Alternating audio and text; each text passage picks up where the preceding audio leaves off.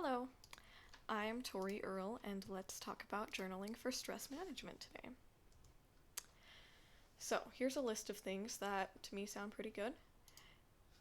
Improvements in emotional and psychological health, reduced stress, boosted mood, proven benefits for those with mental disorders, solidified self identity and personal cohesion, improved memory, boosted immune system, probably due to the reduced stress.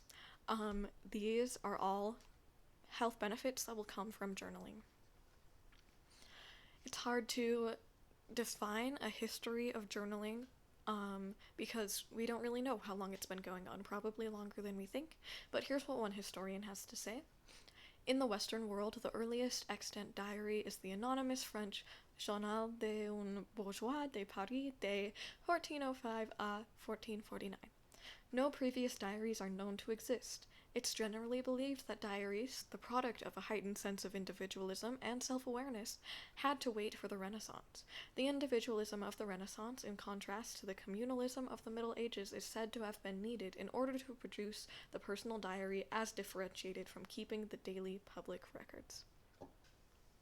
Another thing that I think has a lot to do with journaling is introspection, which is a concept in philosophy and psychology.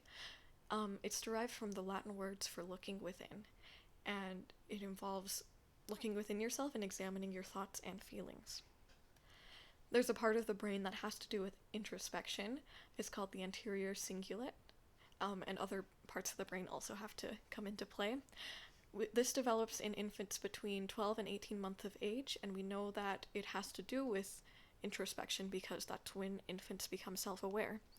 It's also more active in introspective adults, and this shows us that introspection can be learned. We can make more pathways in our brain there if we practice it by sitting down and sitting with ourselves and examining our feelings and writing them down in a journal. Some ways that you can journal involve mindful writing, which is just writing whatever happens to be on your mind at the moment. This journal entry of mine is about cookies. I just wanted cookies at that moment, and I was writing about how I tried to buy them, but they were on the top shelf. You can also write down your thoughts during a stressful event, and then later, when you have more time to process and deal with those emotions, you can come back to it, and you can add more thoughts to it. And also record what's happening in your life, but not just that, also how you feel about it, the introspective part of it. So here I was writing about how I didn't want to write about what was happening during the COVID-19 epidemic because it was just stressful and confusing, and I knew that's probably what my posterity would want to read about, but I didn't want to write about it, and then I wrote about it for a whole couple pages.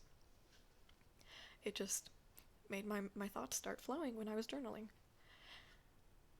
Also, journaling helps you to identify negative thought patterns and challenge them, and identify and manage stressors. So you'll see things come up regularly if you're journaling regularly. You'll see what's stressing you out over and over again. But don't let journaling become an additional stressor. There's no right or wrong way to journal. You can do it however you want. You can write whatever comes to you, and it'll be different every day. In this journal entry, I just wrote about how I did not want to journal that day, and that was it. And it's a very beneficial stress management technique that will help you get to know yourself a lot better too. Thank you very much.